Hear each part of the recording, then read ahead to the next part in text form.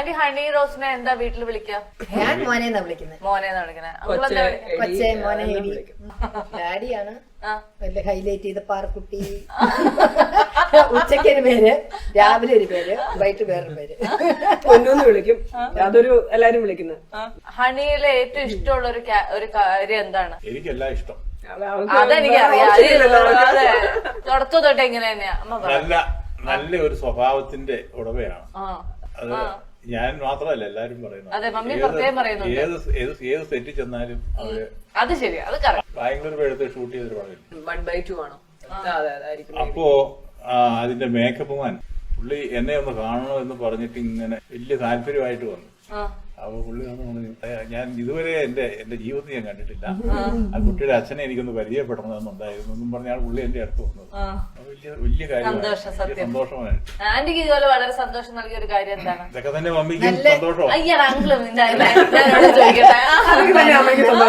പറയാനുള്ളത് ഭയങ്കര പ്രാർത്ഥനയും ഭക്തിയും ഭയങ്കര എന്താണ്. പിന്നെ ആർക്കെന്ത് പൈസയോ കാര്യങ്ങളോ നമ്മുടെ ചുറ്റുവട്ടത്തൊക്കെ ഒത്തിരി പേര് വിഷമിക്കുന്നവരുണ്ടല്ലോ, ആർക്ക് കൊടുക്കണമെന്ന് പറഞ്ഞാലും ചിലപ്പോ ഞാൻ പറയും കുറെ കൊടുത്തിട്ടേ ഇനി അവർക്ക് വേണ്ട എന്ന് പറയുമ്പോ അമ്മ കൊടുക്കമ്മേ, അങ്ങനെ ഒരു നല്ല ഇതുണ്ട്.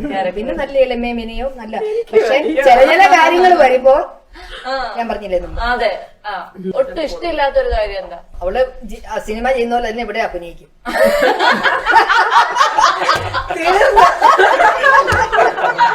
ദേഷ്യം വന്നാല് പത്രകാളി കരയാൻ തുടങ്ങിയ ഭയങ്കര പിന്നെ ഒന്നും വലിച്ചെറിയുന്നില്ലെന്നേ ഉള്ളൂ. അയ്യോ സിനിമ പോലെ തന്നെ കാണിക്കും. പെട്ടെന്ന് ഭാവവ്യത്യാസങ്ങള് പെട്ടെന്ന് മുഖത്ത് മാറി വരുന്നത്.